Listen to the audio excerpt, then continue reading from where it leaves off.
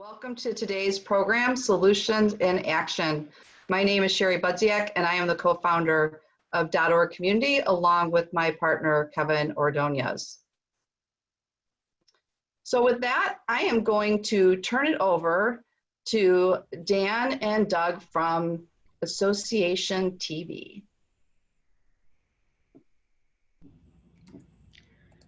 Thank you, Sherry. And can you see my screen right now? Good. Yes, we can. Fantastic. Well, thank you everyone for joining us today. And a special thanks to Sherry, Kevin, and .org Community. My name is Doug Coombs. I'm the Director of Client Solutions for AssociationTV, and I'm joined by our President, Dan Stevens.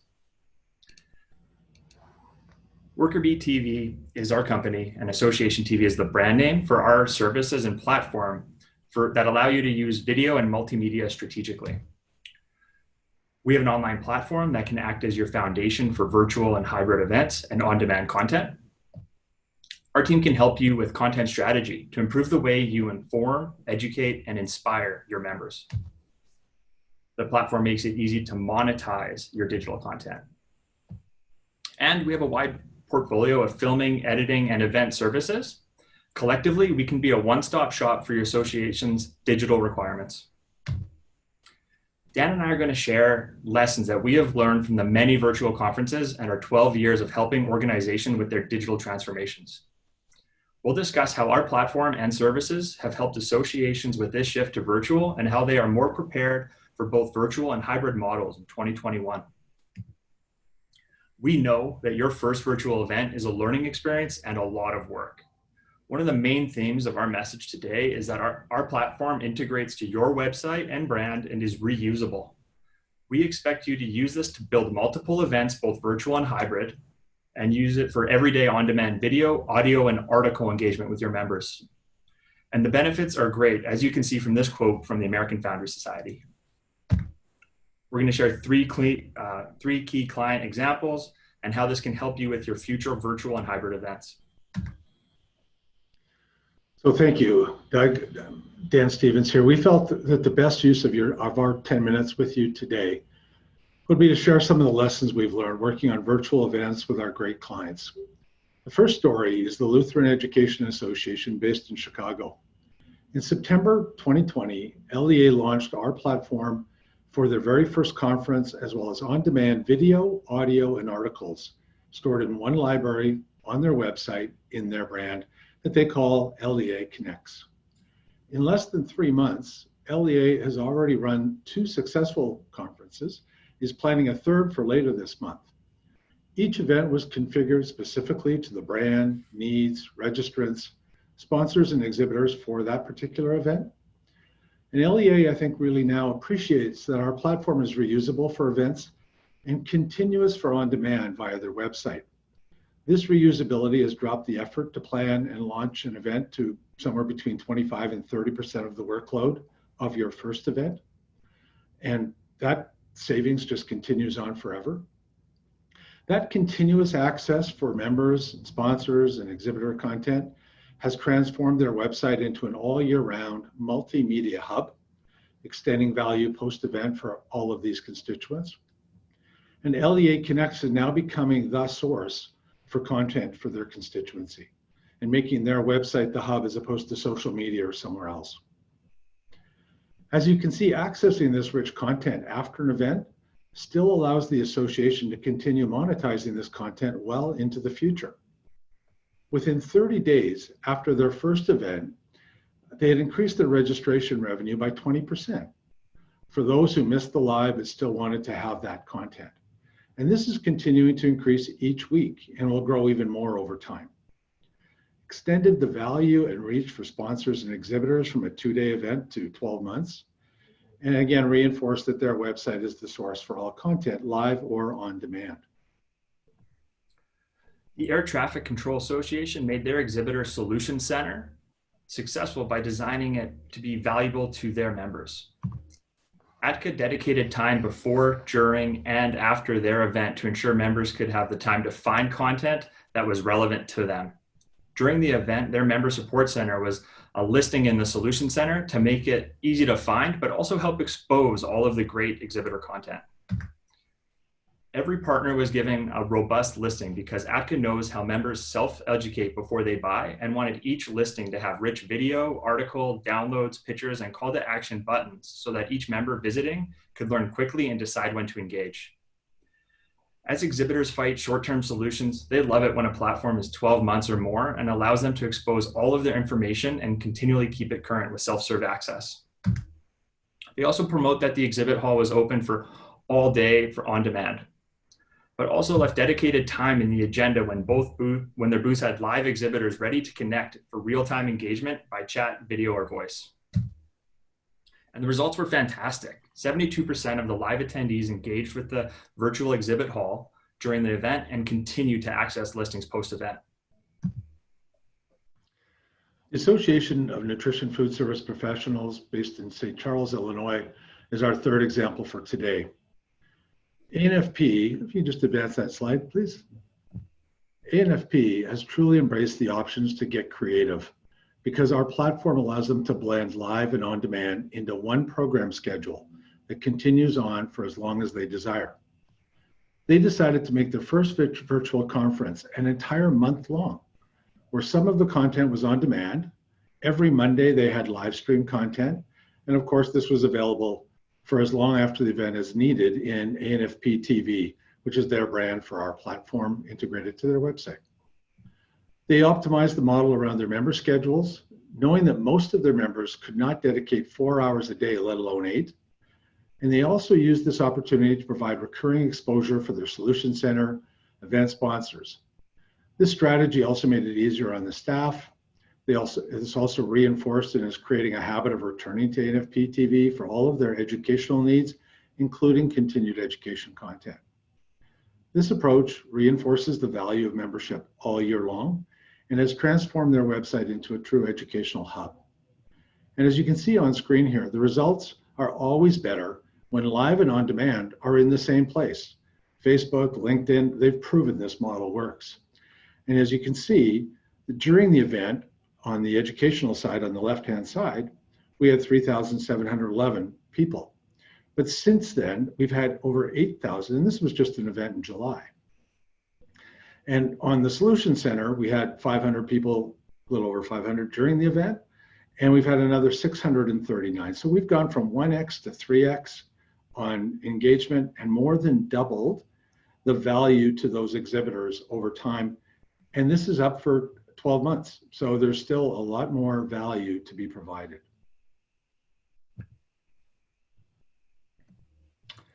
The Association TV platform transforms your website. We love helping associations make their website the hub for live and on-demand video, audio, and articles in one place where you can maximize engagement and revenue.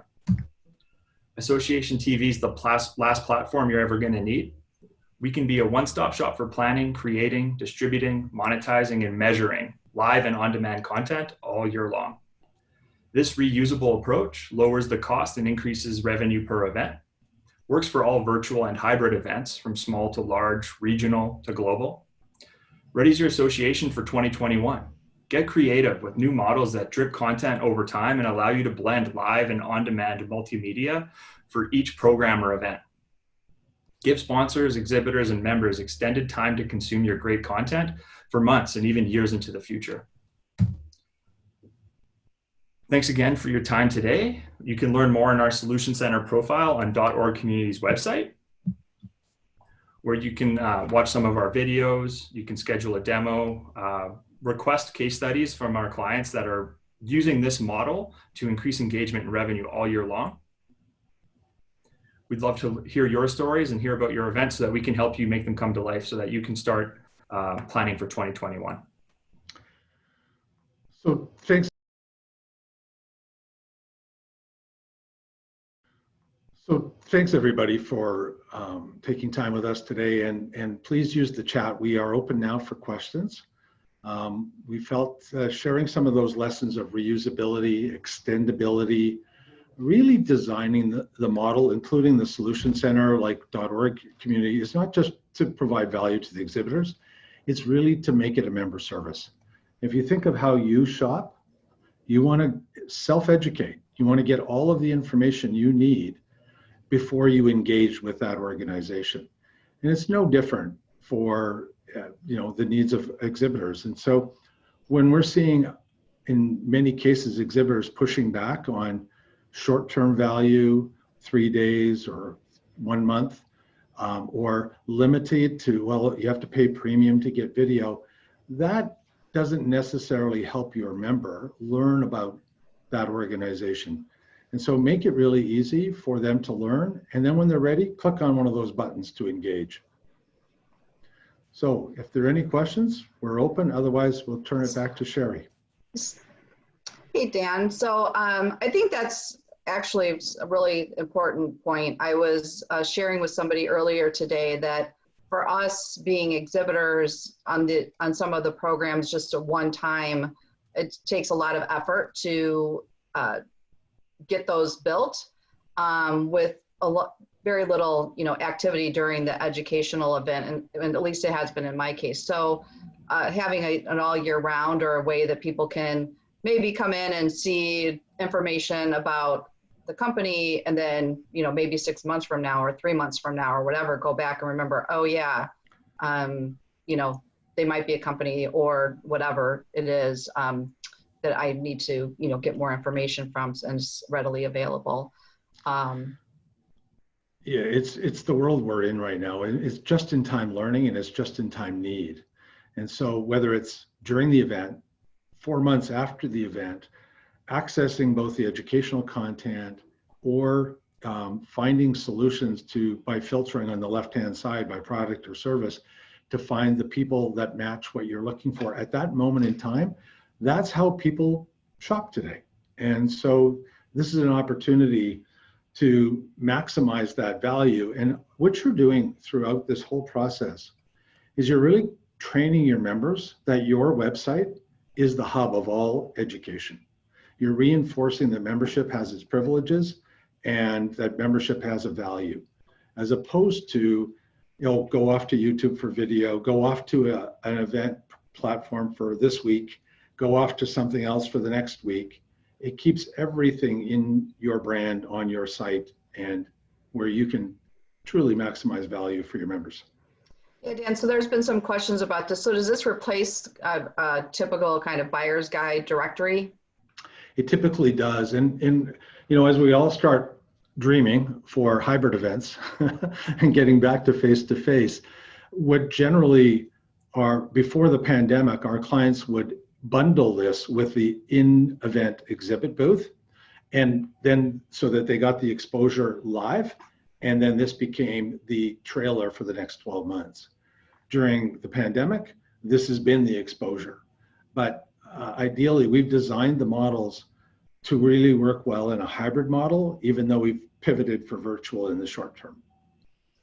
Another question we have here is, with video being such a preferred method for learning and flexibility of learning at any time, do you have statistics for those who are accessing content outside of normal business hours? That's a good question.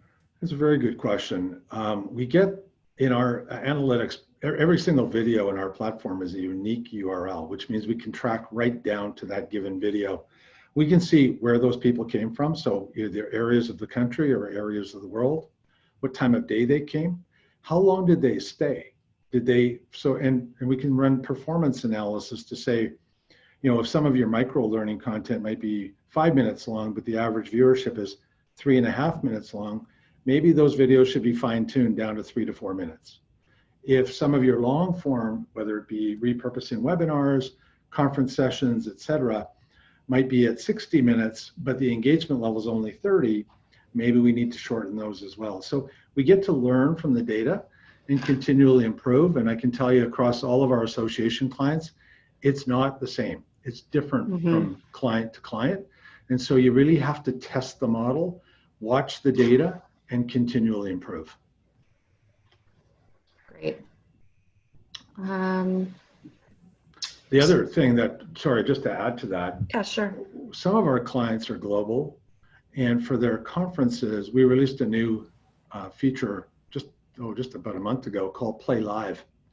And what Play Live does is it allows you to set up your virtual event to play without anybody being there. So it's almost like at exactly 10 o'clock till maybe 2 o'clock, it's running through a series of, different education sessions, breaks, and so forth. And it plays it without anybody being there. And so what our clients are looking at this for is to say, if I'm global, I can offer this virtual or hybrid model where it's local to every time zone. So everybody can start at 9 a.m., no matter where they are in the world. And they're just logging into a different area so as opposed to some people in Asia or Europe joining at weird hours. Great. So Dan, I guess, with, you just mentioned with, hybrid, what are people talking about right now when we start talking about hybrid and the platforms? We switched to virtual, everybody kind of managed that around that, right? What are you seeing that's next? I think people, first of all, I think the blended model is what's going to happen. I think everybody in the early days said, hey, I've got to get an event done. I've got to rescue revenue or the pain of some of my cancellation. And everybody kind of took a proven live format and moved it online. What I think we're going to see more of is what ANFP did, these blended models. And look at that behavior, which was very much like the question that was just asked, and say, are people really staying for 8 hours a day? Should I drip this the way Facebook does instead of blast it over 2 or 3 days? Should I have pieces of this that are hybrid? Should I have a host? How can I amp up that quality and make it look better than Zoom? That kind of thing. So I think Doug and I were just, we thought we might be late actually. We were both just on with an organization who says, I don't want to do any more virtual. I want to go straight to hybrid. And so I think people are really anxious and hoping that Pfizer and others come to the table so we can get to hybrid and create that intimacy that we all long for. But still, they've learned that there's no going back. We finished an event with one client. We were invited last night to their board member roundup and bring a glass of wine. And there was a few board members who were saying, I really hope we don't go back. We had more engagement than we normally get. I do want us to have the people who want to travel in person, but I really do like the fact that people get a choice. And that's, I think, that's the ultimate freedom, is give people a choice. And I think hybrid will be the model as soon as in 2021 it's safe to launch. So Dan, Zan asked a question about if people are watching in different time zones, do you miss opportunities for interaction with Q&A? You can plan it so that there's overlap. So you can plan that. That's a great question. But you can plan it so that the networking components might overlap. So someone's about to end something, but someone else was about to begin something. But if you do want to have the networking specific to the topic, well, then scheduling it that way doesn't make sense. The way I using our Play Live feature, it's really that trade-off. And so what some of our clients are looking at is saying, I have a large enough group in Asia and Europe where the time zone advantage allows those people to network with each other, and we'll have some kind of common networking for the entire event built into the model. So it's not either or, it's a matter of what makes sense for you. All right, great. So I have one more question here for you, and Joanna, I'm giving you a heads up to get ready to go next. Somebody asked, do your on-demand sessions include options for comprehensive test and completion certificates for attendees? It does. We have the level of bureaucracy needed for continued ed credit. In some cases, it's just tracking whether they were there. In other cases, it requires check-in. In others, it may randomly pause the video and you have to answer a skill testing question to say you were there. And others may even involve quizzes, tests, downloading supporting materials before, during, and they must have a certain pass grade. Maybe they get 2 tries. So we can build all of those rules in or turn whatever one's off that need to be turned off. All right, great. Well, we appreciate this information, great presentation, Dan and Doug, and we will, if you have any more questions as things come up, Dan and Doug will also be here at the end of this program so we can ask them some more questions then as well. And we will turn it now to Joanna from the Matrix Group. So good afternoon, everyone. I'm Joanna Pineda. I'm CEO and Chief Troublemaker at Matrix Group International, and I'm going to talk to you about BeSpeake. It's a virtual meeting platform, and we know that there's many out there. Let me tell you a little bit about where the term BeSpeake comes from. It's a play on speaking. Obviously, that's what we do during conferences, but it also is a play on bespoke. So what we want to do for every single one of our clients and every single one of their meetings is really to create something very different and unique and special that's really very tailored for their specific meeting. Just a little bit about us. Matrix Group has been in business 21 years, and for all of those 21 years, our clients have really looked to us to help them increase membership, retain their members, reach new audiences, and really kind of increase staff productivity with a whole lot of integrations, and custom workflow apps. Here are some of our services, and what we're going to be talking about today is the BeSpeake virtual meeting platform. But really kind of the thread that ties everything together here is the idea that we really devote ourselves to helping our clients create amazing member journeys. It's all about what are the experiences that your members have that make it really amazing when they join, when they register for a meeting, when they actually attend a meeting, when they purchase a product, etc. So talking about virtual meetings, and I'm going to watch my time here. A while back, I had a great conversation with one of my clients, executive director of a professional society, and she said, Joanna, when my staff go to a conference or when I'm, talking to my members and we're about to start the conference, I tell them that my hope is that when you attend this meeting, that you're going to learn something, that you're going to contribute to the conversation, and you're going to make a friend. And so when we were working on BeSpeake, what we said was, how do we make sure that all of those elements really get accomplished? I think in the early days of the pandemic, as people were, putting on their virtual events, the notion that we want to help people learn something was fairly easy to accomplish with a lot of this really good content, with an extension of some of the webinars that people were doing.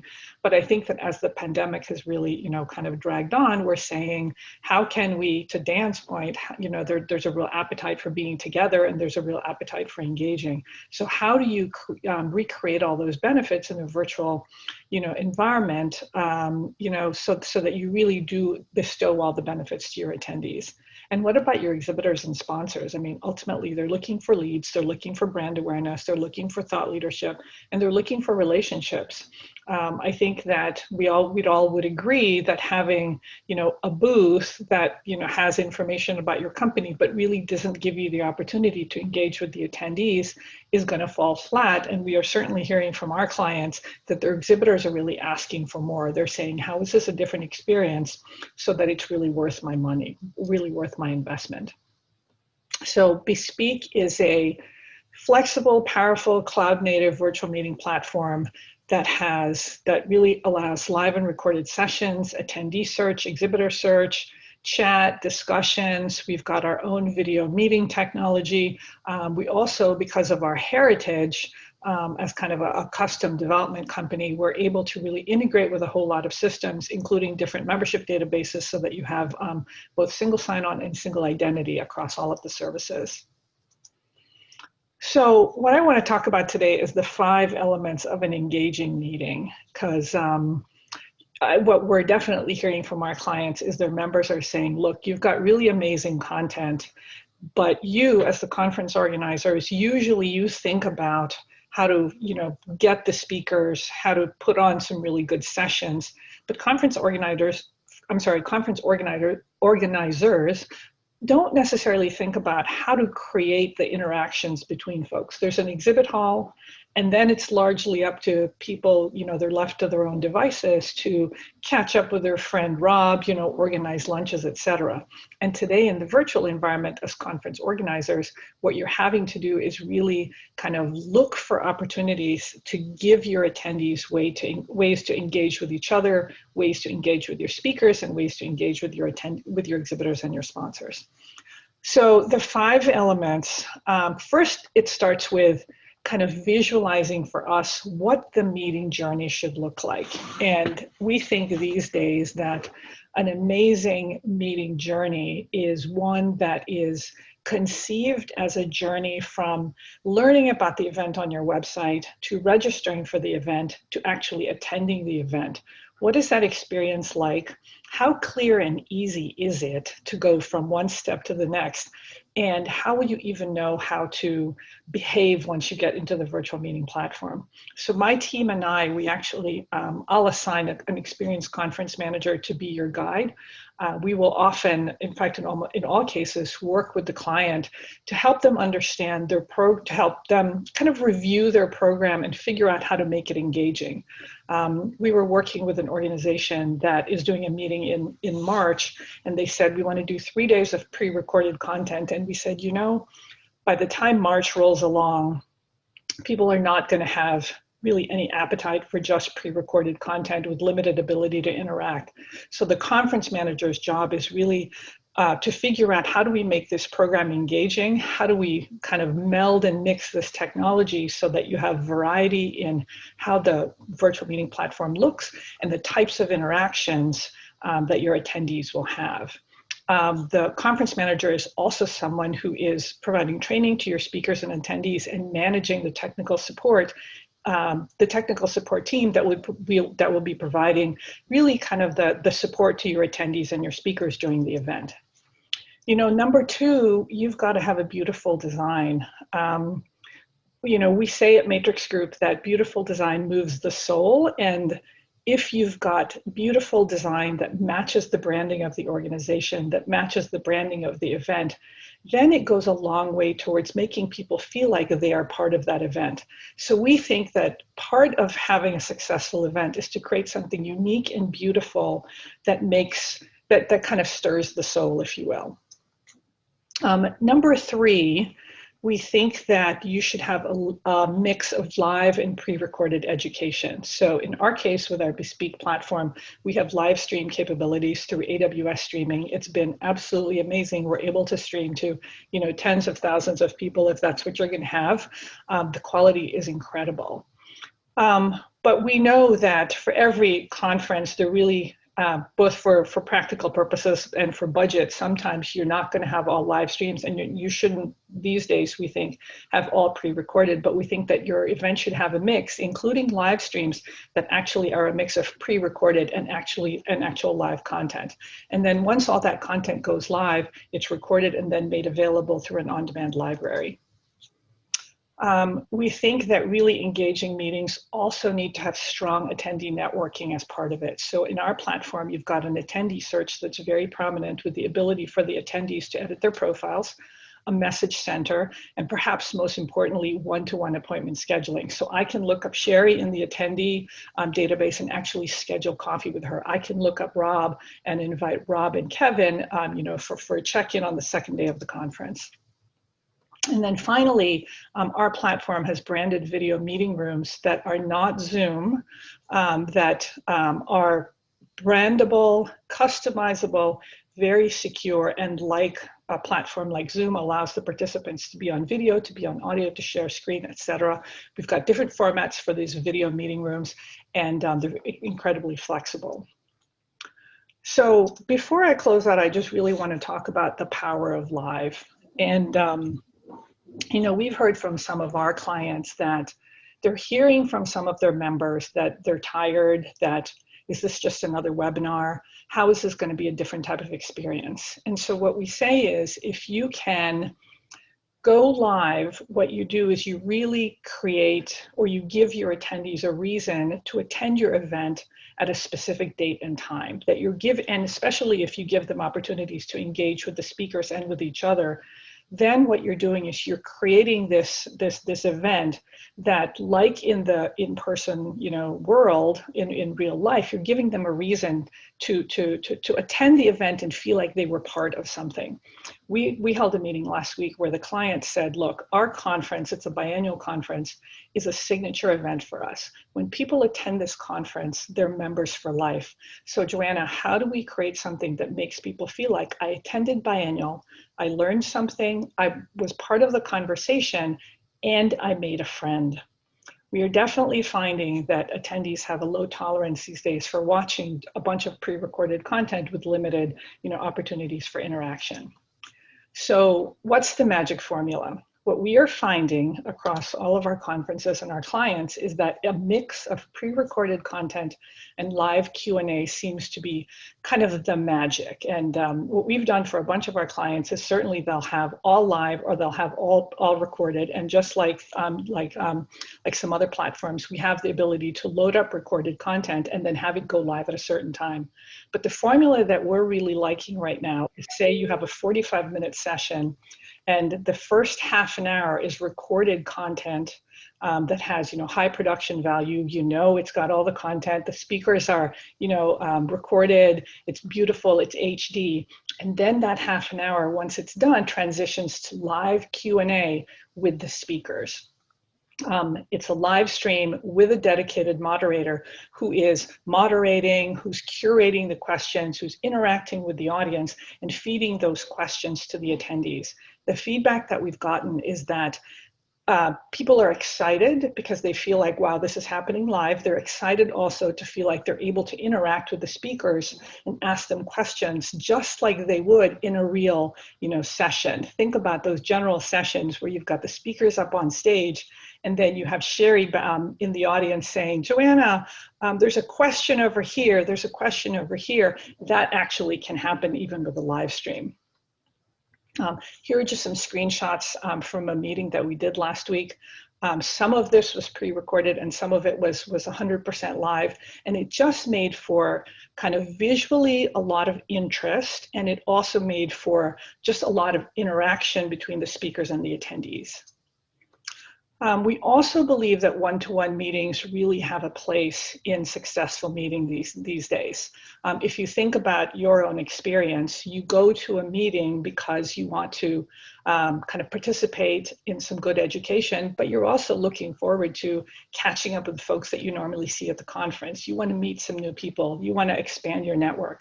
So what we say is let them schedule meetings with each other so that really they feel like, I got to expand my network. I got to have the meeting that I always have with Rob at the annual conference. What we've also found to be successful is to give exhibitors dedicated video rooms during trade show hours so that you're really almost creating the experience of dropping into the exhibit hall. So you might have all of the exhibitors, each of them has a video room, and I can pop into the BeSpeake room, I can pop into the Worker TV, I can pop into, the Matchbox booth, because all of us have dedicated video rooms during the trade show hours. And then finally, if you let exhibitors and sponsors also schedule meetings with the attendees, you're giving them opportunities to really engage kind of in a meaningful way with your attendees. We held a meeting a couple of weeks ago. It was a global conference, people from around the world, 1,700 attendees, and organization was really, really happy with the engagement. There were close to 900 meetings scheduled, and about 100 of them didn't happen, probably because someone just didn't accept the invite, but 800 of them actually took place. And there were 18,500 messages in the message center across 7,600 conversations. So and that's in addition to the 75 hours of content that had a whole lot of engagement. So all in all, this client felt like they had all the makings of a successful conference because they had really great education and they had really robust kind of interactions between the attendees.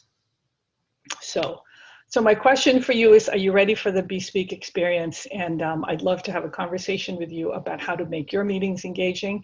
This is how to get in touch with me. We're also in the .org Solutions Center. Thanks, Joanna. So I do have a few questions for you. Yeah. Someone said you had mentioned about the attendee search. Do you have to set up, do the attendees have to set up a profile, and are they able to edit their profile? Can you talk about that a little bit more? Sure. So what we do is we work with the client to populate the attendee search with the registration, and we have the capabilities for people to opt out of the search. So as part of your registration, for example, if you let people opt out of the search, then we'll honor that.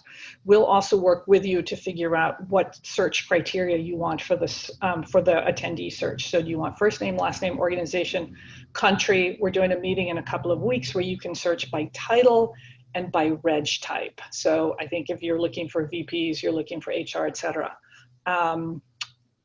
We will import email and phone number, but we will not display it by default. If an attendee wants to make it visible as part of their profile, then they need to edit their profile, make it visible, make any changes, etc. And then finally, we'll work with the client to figure out, to determine what fields they want as part of the profile. So do you want an attendee bio? Everyone, usually wants photo. Do you want an organizational bio? Do you want special interests, etc.? All of that is customizable. All right, great. Another question, do you provide pre-conference planning and scheduling for an in-person meeting where attendees spend time leading up to the meeting? Do they have sessions? Can they decide what sessions they want prior to the event, things like that? Yeah, so two things there. One is we actually recommend to our clients that the meeting open a week before the actual conference. And there's two reasons for that. One is we want everybody to log in, make sure they can log in, and make sure that they can actually access all the tech. That's so that once the sessions actually start, I tell my team, I want the technology to melt away. I want people to not have to think about it. They just go straight in. The sessions, the buttons change color, they can go into their sessions. But the other reason for doing that is then people can check out the schedule, favorite the sessions, start even messaging each other, and then if the client allows it, actually start the appointment scheduling. So most of our clients will allow one-to-one scheduling a day or two before the conference and a day or two after the conference. And some of our clients will actually do things like social events the day before so that then they can start the attendee networking. Great. Another question, what are the best practices you've discovered to get virtual attendees to be interactive versus multitasking or simply being onlookers? So one thing that we found to be really helpful during the live streams is we always open with 5 minutes of pre-roll, and we work with the client to have that. So the session will open 5 minutes ahead of time, but you're not opening to dead time. There's almost always a slideshow or some kind of a video. And there are two questions that we say, let's put on the slides. One is super simple, tell us where you're from in the chat, right? And it's amazing how many people just start to post, hello from Alexandria, from Johannesburg, from Singapore. And then other people see it and start to get excited about all the people who are attending the conference. The other question that seems to be generating a lot of engagement right now is, what's getting you through the year? And that simple question, and people are they post the best stuff. My cat, my kids, chocolate, Schitt's Creek, whatever it is. And then what happens is just those two questions set you up so that by the time the session begins, they're already engaging in chat. And what we find is for the duration of the session, they're chatting. The last thing that I'll say is we recommend that the conference sponsors throughout the session post in the chat, please post questions. And their chats show up in a different color. So they'll say things like, please post questions. There's going to be Q&A at the end. So then people, again, have the expectation and the knowledge that the presenters are actually going to interact with you. So pay attention. Great. Well, thanks so much, Joanna. This was great. Next up, we are going to have Ariana and Christoph from Matchbox Virtual. Thanks, Ariana. Hello. Hi, everybody. So I'm Ariana. And I'm Christoph. And we're excited to talk today. It's been really interesting so far, hearing all the presentations, the different approaches, and the different learnings along the way. So appreciate being invited into this. So Christoph and I are two of the fellow co-founders of Matchbox Virtual Media, and we produce virtual event experiences.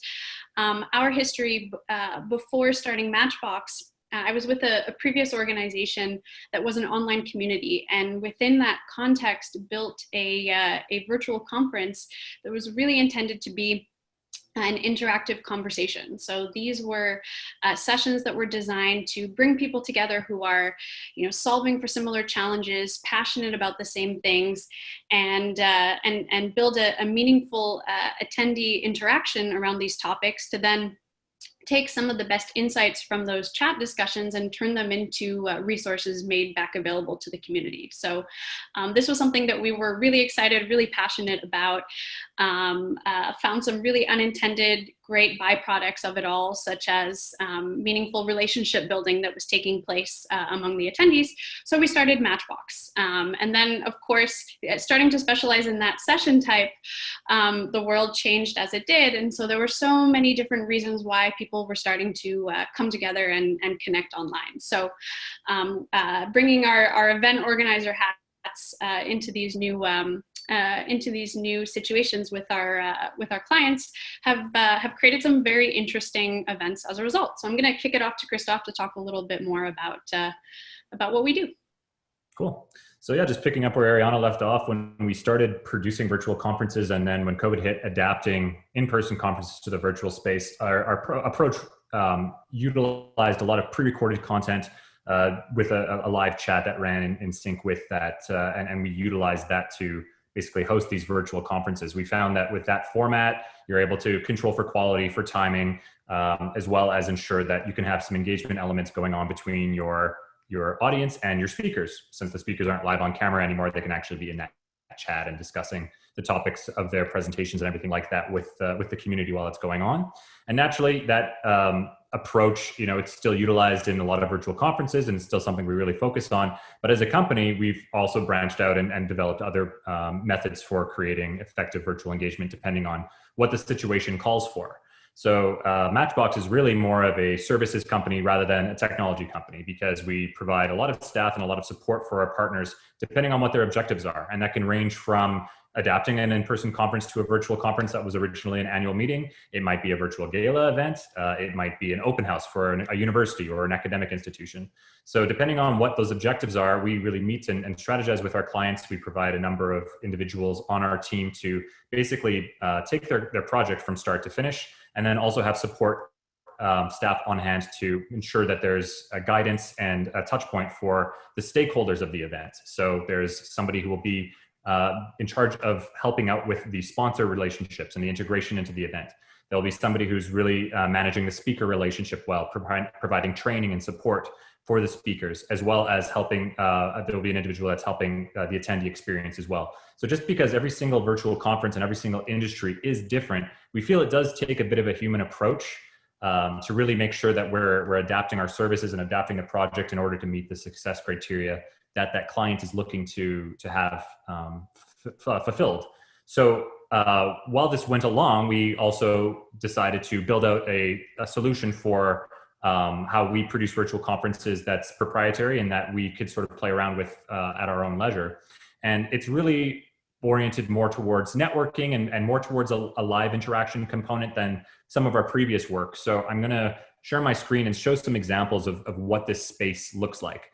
What it is a connections gallery. So originally what this was designed to do was provide opportunities for people to connect in these different tile environments. Now the first use case for it was actually as an exhibit hall. So basically each one of these tiles represents a conversation, or it represents a booth for discussions to take place. And there's a variety of functionalities that can exist within each one of these environments.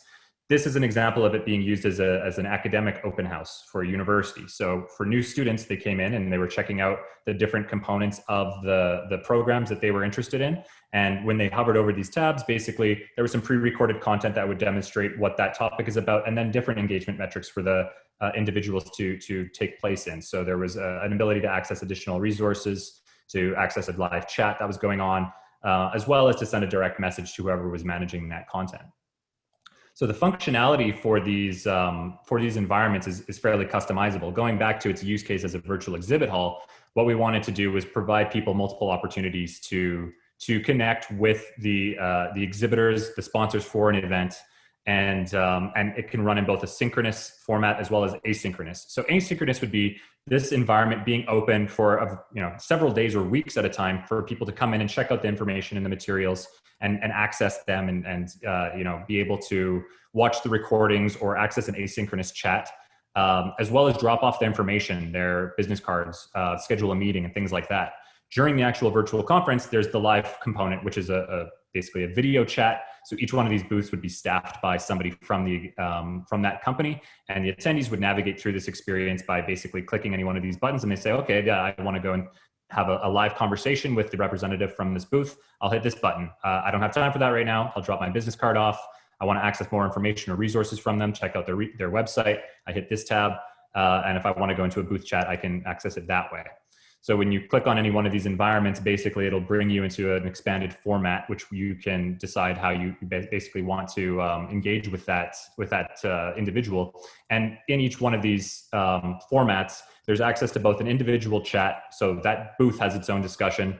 There's also a general event chat. So providing individuals the opportunity to connect with anybody at any time in this environment is important. It gives you a pulse for how everybody's feeling and how everyone's doing. So you'll see different exhibitors, checking in every morning, having conversations with people who are attending, letting people know that they're doing promotions or giveaways and things like that. So all of those elements are incorporated into the basic functionality of this environment. Its utilization as an exhibit hall works pretty well. So I'll show you the view from an exhibitor is basically access to that general event discussion, as well as your own booth. And you can also see all the people who are dropping their business cards off, who are requesting meetings and things like that, and accessing your video call directly from there. So that's the technical component of this. How it gets utilized is very customizable. So for exhibit hall components, this is what we want to have: an organization of our sponsors, tiered either by the level of involvement that they're contributing to that virtual conference, or organized by different components of the industries that they're related to or what kind of services they offer. As we build this out, basically what we're incorporating is a better mechanic to connect the attendees with the exhibitors. So basically, when you register for this environment, you would fill out some information about what you're interested in accessing. And if you were going into an environment that had dozens or hundreds of exhibitors, you would see kind of a recommended for you list first that would show up initially at the very top here. And then the rest of the categories would be in whatever order the organizer of the conference wanted to have. So it's a little bit like Netflix in that sense, that it's going to try to match you up with what you're kind of interested in checking out, and then also show you all of the genres or categories that you might be interested in tackling later. The last kind of use case that I'm going to go over for this quickly is we actually utilize to test this environment out. We utilize it as a show and tell event for our own company. So we've grown really quickly over the last year, and since everyone's remote and virtual, it's sometimes you get siloed in and you don't get a chance to connect enough with your teammates and have that element. So we actually dedicated a full day to populating this environment with an overview of what each group in our company is focusing on. So they were able to basically create their own kind of video that played in here. And then as we went through the entire event, basically you would go into the each booth and have a demonstration from the staff that were managing it. And so it gave them an opportunity to basically express their own creativity, to demonstrate what they're working on, and then also for everyone else to kind of get a better comprehension of what they're facing day to day. And then this basically ran in a sequential format. So we had the morning free to basically interact with each other and have presentations on the different aspects of our organization, issues that we're looking at tackling in the future. A big one of those is going to be hybrid events and how that works out. So we were able to make sure that everyone's staying on the same page and basically that we're moving forward together. And then we had more fun events in the afternoon. So these were running concurrently in each group. And if you wanted to learn more about one of these topics, we had somebody basically doing a presentation on it. And again, that kind of combination of some pre-recorded content and then having it followed by a live interaction does provide a good combination of priming a conversation to take place. So you've given the context to your audience. They understand, okay, I know a little bit more about this. If there's a chat function that's running at the same time, they're able to make some preliminary connections with one another. And then when they're meeting face to face, you sort of planted the seeds for those conversations and those connections to take place. So that transition between the two formats does tend to work pretty well. So this is in development. This is, it's relatively new and we're pretty excited about it. But again, what it ties into in terms of what Matchbox does is we're a very people-oriented company. We're a very service-oriented company. We don't necessarily believe that there's one, silver bullet technology solution that's going to solve the problem for everyone, but we want to be able to work with as many people as possible. So we are still very much focused on providing custom solutions and developing out new projects and work as we go. But we were excited to kind of share this as the first glimpse into what we're developing technology-wise rather than just service-wise. So I think that was about 10 minutes. Opening it up for questions. Great, thanks guys. So we're open for questions. If anybody has specific questions for Ariana or Christoph about their presentation, product. So Ariana, why don't you talk to us a little bit about engagement and how you guys are working with folks to make sure that they're getting engagement with their online events? Yeah, absolutely. So it's gonna depend entirely on the, I guess, narrative arc of the event and the purpose of the event. And the reason this is in my mind right now is because we just yesterday did a fundraising event, and so it was a very different feel. The interactions in the chat. It was a fundraiser for a foundation that is used to having an annual event where their larger community comes together. So for them, it was a reunion event. And so engagement for them, obviously part of it was funds. It was a fundraiser, but the other part was that energy and excitement in the chat. So that was the main purpose. So there was a lot that was done in the video, for instance, to help achieve that outcome in the chat. Our favorite session type in terms of stoking meaningful engagement are the interactive conversations that I talked about. So this is actually an example of a session that is better to take place virtually than face-to-face. So a video session that is a panel discussion. If you think about that on a stage, let's say, and everyone's sitting on the stage and everyone's looking out to the audience, the dynamic there is going to be a little bit more of a moderated, question asked, each person individually answering. But an interactive conversation virtually, the speakers themselves, they're looking at each other, they're seeing each other's reactions, they're building off of what the other is saying. We find that the best ones are when that discussion is organic. As far as the topics that work well for this type of session, it's the ones where there's no right or wrong answer. Questions like, what's the future of the profession, or how do you affect change no matter your job title? And so those sessions are really designed to bring out the attendee chat conversation. These are the sessions where we have a facilitated approach around around encouraging attendee chat discussion. We have chat animators that are in there actually that have watched the session, that have prepared a series of questions, and they're kind of helping to stoke that meaningful interaction. So that would be one I guess tangible piece of advice in building out that arc of your conference, is that starting the day with one of these interactive conversations we have found to be really useful in terms of buy-in into the rest of the event. And one more question for you. I know you and I have had conversations about what's next, right? What's next with hybrid? Do you have any thoughts on that, where we stand today? Absolutely. I actually just did a whole presentation about this yesterday, so it's super fresh on my mind.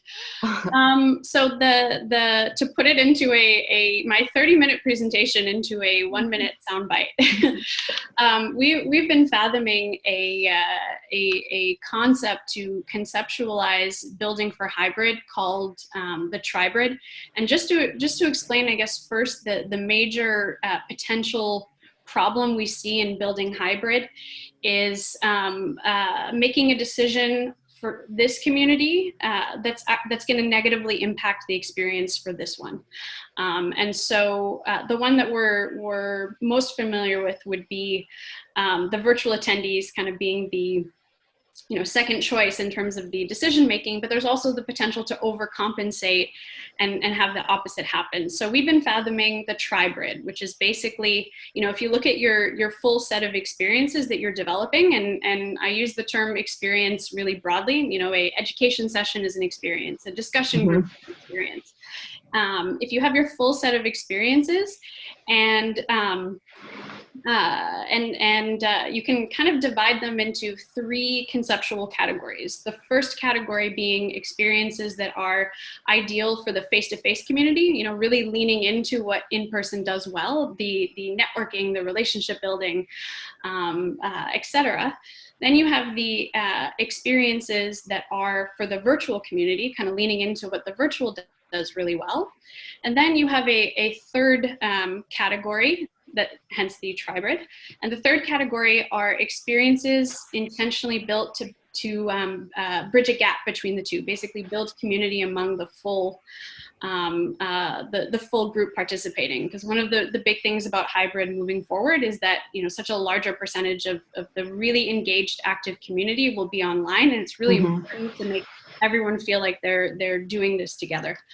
I could talk all day about that, but yeah. That's great. I hope we get to that soon. All right, well, thanks so much, guys. This was great. And next up, we will have Rob Miller from Gravitate Solutions talk to us about their solution and data. Wonderful. Thank you, Sherry. Let's see. I'm going to share my screen here. So as Sherry said, my name is Rob Miller, and I'm talking to you about data analytics today. I'm from Gravitate Solutions, and we provide technical services and data analytics solutions to the association industry. I've worked on both sides of the fence. I have been with 2 associations and in a variety of different technology companies over the last 25 years or so. I'm a CAE, and I actually got really excited about data analytics when I was in my last job, which is why I joined Gravitate. I do want to say a special thanks for Kevin and Sherry for putting on this awesome event, and I'm honored to be a part with the other speakers today. So today I plan to talk about the inevitability of data and information driving your decision making, and how you can begin to make decisions with confidence. So why is the information growth inevitable? And I want to present a new data points here. So we found this post from Julia Sweet, who is the CEO of Accenture. And she's basically said that what she thought would take 10 years for systems to move into the cloud, that they now estimate are going to take 5 years. This is transformational at the level that Henry Ford was when he essentially reinvented the manufacturing industry in the the beginning of the last century. So what does this mean for Gravitate and for me? So there is so much more data and proliferation of data. So in some ways, your job just got harder. There's just going to be more and more systems. A lot of the movement has been towards best of breed with your solutions. So if you're doing best of breed, that means you're going to have more systems that you're working with and more data. We surveyed our clients at the end of 1999, at the end of 2019, and a number of other organizations to find out what is preventing them from maximizing their data. And these were some of the things, silos and integrations, duplicate and inaccurate data, buy-in or support from management. In fact, actually one woman said that her data challenge was Steve. And I thought that was so funny. I think we've all had a Steve in our lives, so I had to leave that on the list. But the point is that that these are challenges that you have, and they're growing as you have more proliferation of data. So there's got to be an answer. So what are we going to do about that? How do we set ourselves up so we can thrive? And those are the things I really want to hit on. So if you're going to get into a data analytics initiative, the first thing I recommend is you start with data governance. And the concept behind data governance is to basically make an assessment of the data assets you have, and then start to align what you can do with that data with your strategic plan, because you want to be able to, whatever you're doing with the data, whatever you're trying to uncover or promote, it should align with the strategic plan. And we recommend that you get a series of data stewards who can take responsibility for certain elements of the data, and then ultimately produce terms, definitions, and policies to support all the data and analytics initiatives that you have. The next thing you need to do is you need to build a data lake, which is really a modern data warehouse. And I could spend almost a whole other session on explaining the difference between a data lake and a data warehouse, but just understand it's a more modern approach. And as you can see, I've got like 9 systems that are pushing data into that data lake. And some of those you may have, but you probably have different ones. But the point is you have a lot of data. And right now, what we looked at all of our clients' data and found out on average only 20% of their data is actually in their AMS or their CRM system. So if you're tracking maybe engagement scoring on your systems, but you're only dealing with your AMS, you're missing out on an awful lot of activity. All that activity that's happening in your community, all that email clicking, opening that's going on, that's important things you need to manage. So you need to get all that data, get it in your data lake, and then blend it together. And what I mean by blending is you want to basically line the records all up so that you can compare something that's happening, say on a clicked email or an opened community post with a member's record. All very, very valuable. And then you need to empower your staff. Most importantly, you've got to give them all the ability to analyze the data. Our philosophy at Gravitate is analytics for everyone. You want to put it in the hands of your power users. This should not be a tool that's sitting in your IT department. You should be trying to identify and improve your data. That data that's in your systems and they're moving over, you're going to discover with your data analytics tool is that actually that there's going to be, you're going to find data errors in your source system. So you get a chance then to correct it. But you also want to simplify the complexity of the data. And I'll give you an example. If somebody tries to run a report in your AMS right now and they're trying to pick a report for members, they got to remember to pick the regular member and the status of active and the fact that they have paid or within the grace period. And let me guess, most of the people will forget to do that and get the wrong answer. Well, when you move the data into your data analytics tool, what you want to do is you want to transpose that data, maybe create a new data element just called member yes, no.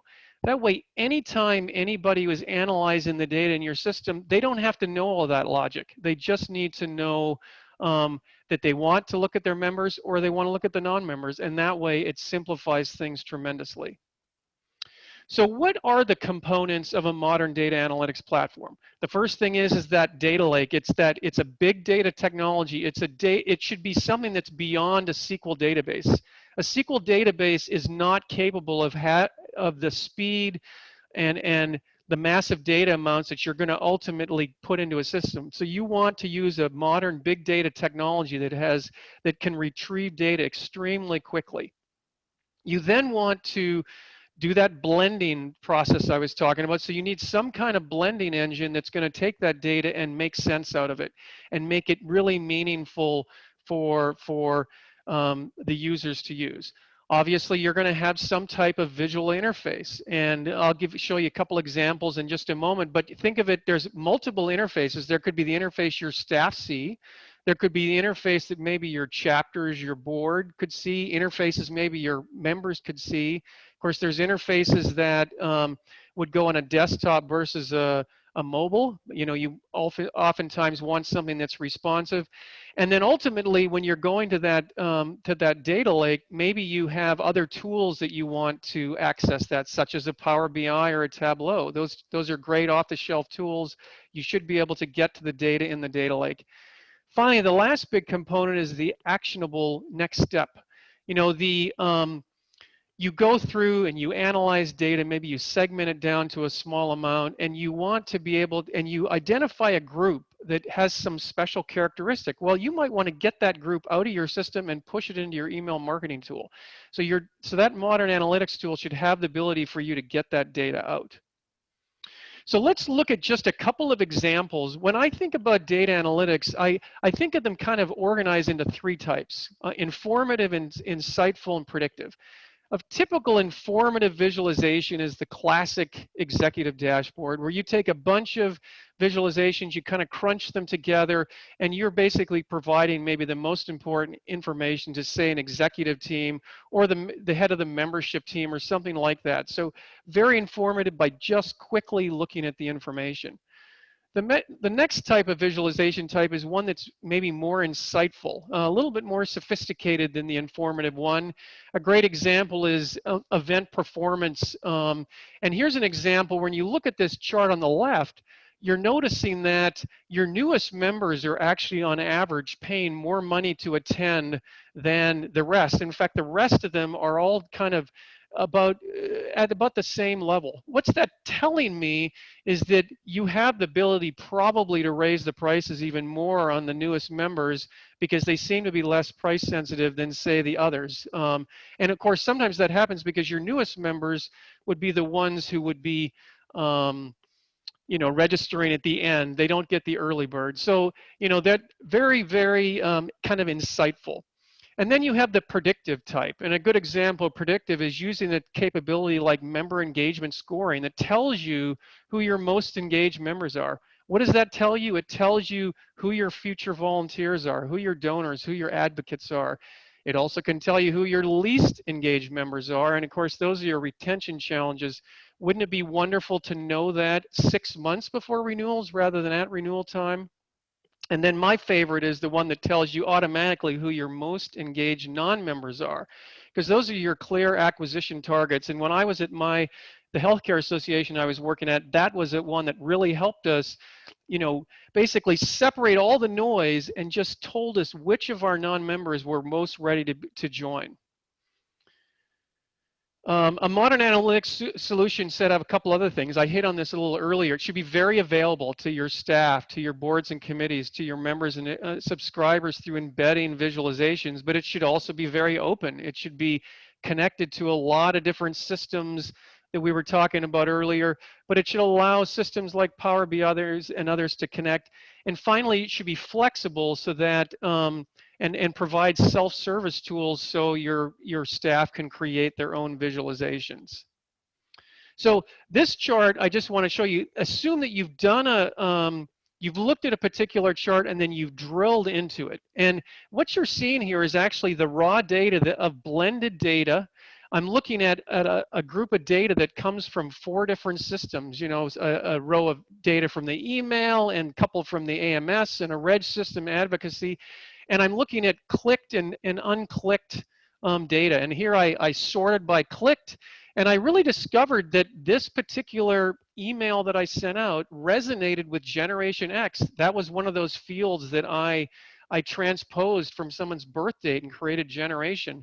And so if I wanted to do some type of advocacy event in one of these states, these would be the people that I would go after. This is the type of thing that data analytics can help you find the answers to. And ultimately, you want to be able to give your staff the ability to sit back and think and be creative, because right now they're chasing their tails with AMS tools, and the fact that your data is pushed across so many tools. If you can bring it all together, they can start thinking and really helping the organization. And then ultimately what you end up with this, and analytics is the key to understanding your members, and it will allow you to thrive in this new digital Henry Ford moment. And with that, I'll stop and see if there are any questions. So thank you. I did get a question. Somebody wanted me to ask you about data analytics from the Association Foundation perspective and the key things to consider in addition to possible AMS fundraising meeting platforms that may not speak to each other when trying to drive data-driven development decision-making. Well, of course, anytime you're dealing with a foundation, you're thinking, fundraising, obviously you want to be blending that data together. You might have a wealth management system, for example, that you might want to blend in. The great thing about these systems, they don't necessarily care about association data. So like at my organization, we blended in data from Medicare and Medicaid. It was publicly available. So maybe for some particular foundation, there might be data in, from BLS or some other data source that could be brought in. So there's lots of opportunities for the types of data that you could bring that would certainly bring value. Certainly, email. I always think email.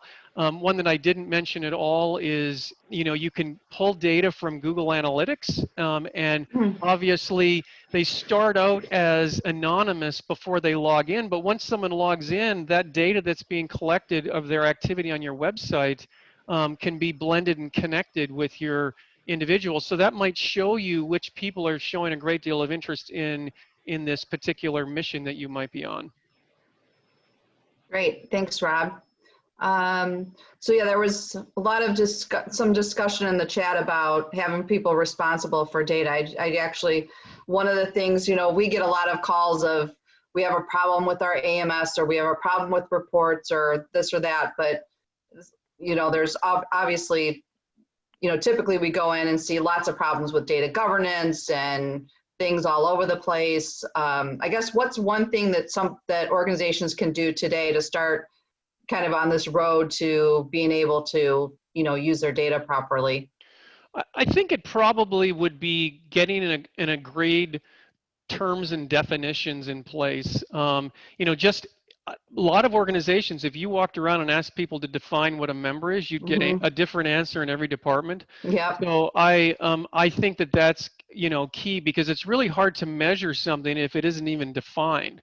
So that would be the very first thing I would do. And in fact, in our solution in Nucleus, we actually created a data glossary where you can put that information right into the system, so that anytime you open a visualization, if there was a glossary item of member type, if you're looking at a visualization that has member type, those glossary definitions become available to the user. And so it helps to create more knowledge. Yeah, that's very helpful. Great. Well, thanks so much, Rob. Thank you. I appreciate it. Great. And next